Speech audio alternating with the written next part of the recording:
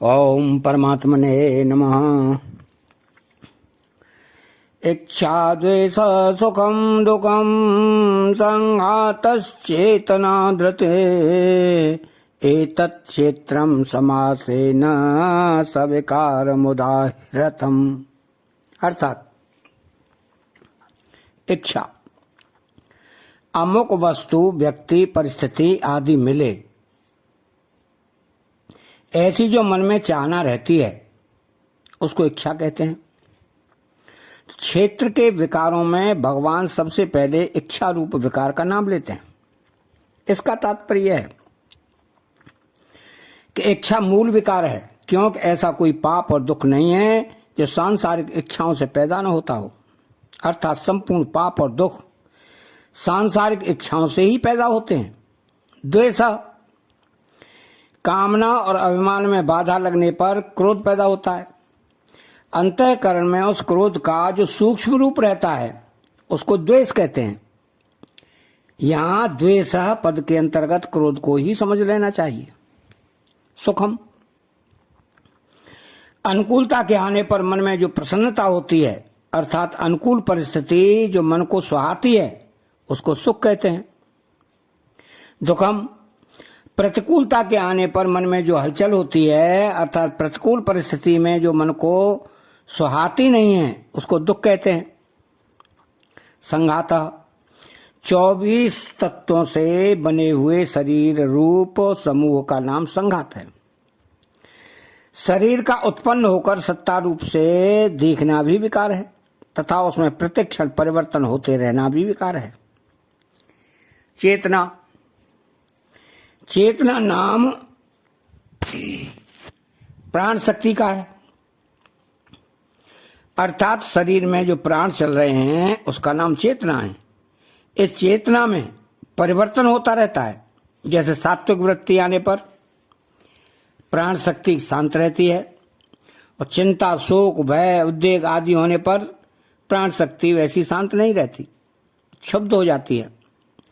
तो यह प्राण शक्ति निरंतर नष्ट होती रहती है, अतः यह भी विकार रूप ही है।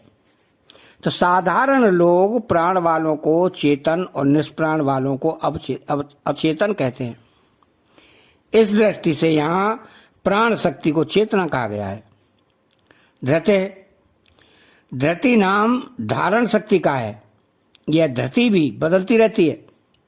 मनुष्य कभी धैर्य को धारण करता है, कभी प्रतिकूल परिस्थिति आने पर धैर्य को छोड़ देता है, कभी धैर्य ज्यादा रहता है और कभी धैर्य कम रहता है। मनुष्य कभी अच्छी बात को धारण करता है और कभी विपरीत बात को धारण करता है।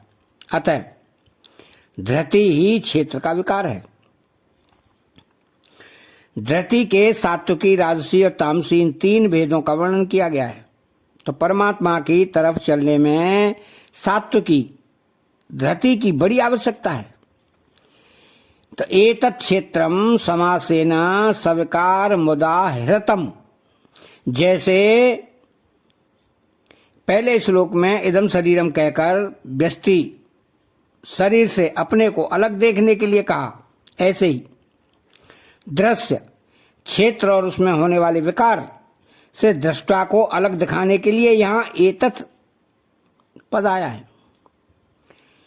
तो भगवान ने समष्टि संसार का वर्णन किया और यहां व्यष्टि शरीर के विकारों का वर्णन किया, क्योंकि समष्टि संसार में इच्छा द्वेष आदि विकार होते ही नहीं। तात्पर्य यह है कि व्यष्टि शरीर समष्टि संसार से और समष्टि संसार व्यष्टि शरीर से अलग नहीं है, अर्थात ये दोनों एक हैं। जैसे इसी अध्याय के दूसरे श्लोक में भगवान ने क्षेत्रज्ञ के साथ अपनी एकता बताई, ऐसे ही यहां व्यष्टि शरीर और उसमें होने वाले विकारों की समष्टि संसार के साथ एकता बताते हैं। आगे भगवान ने पुरुष की स्थिति शरीर में न बताकर प्रकृति में बताई है। पुरुष है प्रकृतिस्थो है। इससे भी सिद्ध होता है कि पुरुष की स्थिति संबंध व्यष्टि शरीर में हो जाने से उसकी स्थिति समष्टि प्रकृति में हो जाती है। क्यों कि व्यष्टि शरीर और समष्टि प्रकृति दोनों एक ही हैं। वास्तव में देखा जाए तो व्यष्टि है ही नहीं, केवल समष्टि ही है। व्यष्टि केवल भूल से मानी हुई है। जैसे समुद्र की लहरों को समुद्र से अलग मानना भूल है, ऐसे ही व्यष्टि शरीर को समष्टि संसार से अलग अपना मानना भूल ही है। तो क्षेत्रज्ञ जब अविवेक से क्षेत्र के साथ अपना संबंध मान लेता है, तब क्षेत्र में इच्छा द्वेष आदि विकार पैदा हो जाते हैं। क्षेत्रज्ञ का वास्तविक स्वरूप तो सर्वदा निर्विकार ही है। क्षेत्र क्षेत्रज्ञ के संयोग से पैदा होने वाले विकार सर्वदा मिटाए जा सकते हैं, क्योंकि क्षेत्रज्ञ का क्षेत्र के साथ संयोग केवल माना हुआ है। इस माने हुए संयोग को मिटाने के लिए भगवान इस अध्याय के पहले श्लोक में शरीर को अपने से पृथक देखने के लिए और फिर दूसरे श्लोक में परमात्मा से अपने नित्य संयोग एकता का अनुभव करने के लिए कहते हैं। ऐसा अनुभव होने पर क्षेत्र के साथ मानी हुई एकता का सर्वदा अभाव हो जाता है और फिर विकार उत्पन्न हो ही नहीं सकते। बोध होने पर अर्थात क्षेत्र शरीर से सर्वदा संबंध विच्छेद होने पर इच्छा और द्वेष सदा के लिए सर्वदा मिट जाते हैं। सुख और दुख अर्थात अनुकूल और प्रतिकूल परिस्थिति का ज्ञान तो होता है, पर उससे अंतःकरण में कोई विकार पैदा नहीं होता।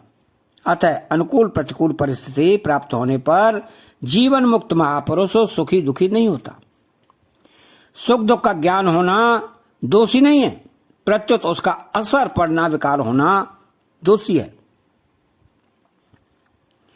तो जीवन मुक्त महापुरुष का संघात अर्थात शरीर से किंचित मात्र भी मैं मेरेपन का संबंध न रहने के कारण उसका कहा जाने वाला शरीर यद्यपि महान पवित्र हो जाता है, तथापि प्रारब्ध के अनुसार उसका यह शरीर रहता ही है। जब तक शरीर रहता है तब तक चेतना प्राण शक्ति भी रहती है। परिश्रम होने पर उसमें चंचलता आती है, नहीं तो अशांत रहती है। तो साधना अवस्था में जो सात्विकी धृति थी वो बोध होने पर भी रहती है, परंतु अंतःकरण से तारतम्य न रहने से तत्वज्ञ महापुरुष का चेतना और धृति रूप विकारों से कोई संबंध नहीं रहता। तात्पर्य यह हुआ कि शरीर के साथ तादात्म्य होने से जो विकार होते हैं वे विकार बोध होने पर नहीं होते।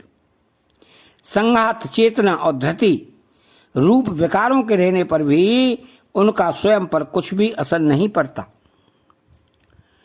तो क्षेत्र के साथ संबंध रहने से ही इच्छा द्वेष सुख दुख आदि विकार क्षेत्रज्ञ में होते हैं। पुरुष सुख दुख खानाम भोक्तृत्वे हेतुरुच्यते। इच्छा द्वेषादि सभी विकार तादात्म्य में जड़ चेतन की ग्रंथि में है। तादात्म्य में भी ये विकार जड़ अंश में रहते हैं। यहां भगवान ने 24 तत्वों वाले शरीर को तथा उसके 7 विकारों को एतत् कहा गया है। एतत् क्षेत्रम, इसका तात्पर्य यह है कि स्वयं क्षेत्र से मिला हुआ नहीं है, प्रत्युत सर्वदा अलग है। स्थूल सूक्ष्म कारण तीनों ही शरीर एतत् पद के अंतर्गत होने से हमारा स्वरूप नहीं है। यहाँ विशेष ध्यान की बात यह है कि जब अहंकार का कारण महन तत्व और मूल प्रकृति को भी एतत् शब्द से कहा गया है, तो फिर अहंकार के एतत् होने में कहना ही क्या है। अहम से नजदीक महन तत्व और महन तत्व से नजदीक प्रकृति है, वह प्रकृति भी एतत् क्षेत्र में है। तात्पर्य है कि अहम हमारा स्वरूप है ही नहीं। तो जो मनुष्य स्वयं को और अहम क्षेत्र को अलग अलग जान लेता है उसका फिर कभी जन्म नहीं होता और वह परमात्मा को प्राप्त हो जाता है। अतः चैनल को सब्सक्राइब करें, बेल आइकन घंटी को दबाएं और कमेंट बॉक्स में जय श्री कृष्णा लिखें। बोल जय श्री कृष्णा।